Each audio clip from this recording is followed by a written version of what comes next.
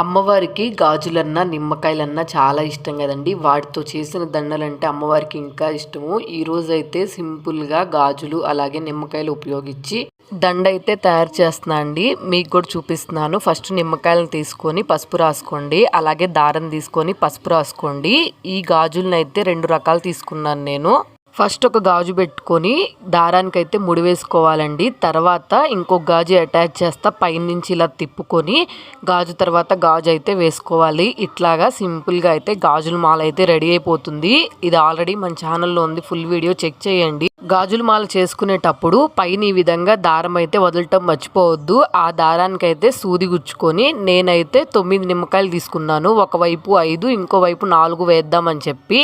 దారం అయితే కొంచెం లావుగా ఉంది తీసుకున్నాం అనుకోండి, గాజులు అలాగే నిమ్మకాయలు అయితే చాలా స్ట్రాంగ్ గా జారిపోకుండా అయితే ఉంటాయి. తర్వాత నేను 1 by 1 నిమ్మకాయలు అయితే ఇలాగ 2 సైడ్లు అయితే గుచ్చేసుకొని ముడి వేసుకున్నాను. పైన మనం ఫోటో ఫ్రేమ్ కి తగిలించుకోవటానికి పైన కూడా ముడి వేసుకున్నాను. మీరు ఇక్కడ నిమ్మకాయల మధ్యలో ఫ్లవర్స్ అయినా పెట్టుకొని కూడా దండనైతే అందంగా చేసుకోవచ్చు. ఆల్రెడీ మన ఛానల్లో 2 వీడియోలు ఉన్నాయి, ఒకసారి చెక్ చేయండి. అలాగే దండ ఎలా అనిపించిందో కింద కమెంట్ సెక్షన్లో కమెంట్ చేయండి. వీడియో నచ్చితే మాత్రం వెంటనే సబ్స్క్రైబ్ చేయడం మాత్రం మర్చిపోమాకండి.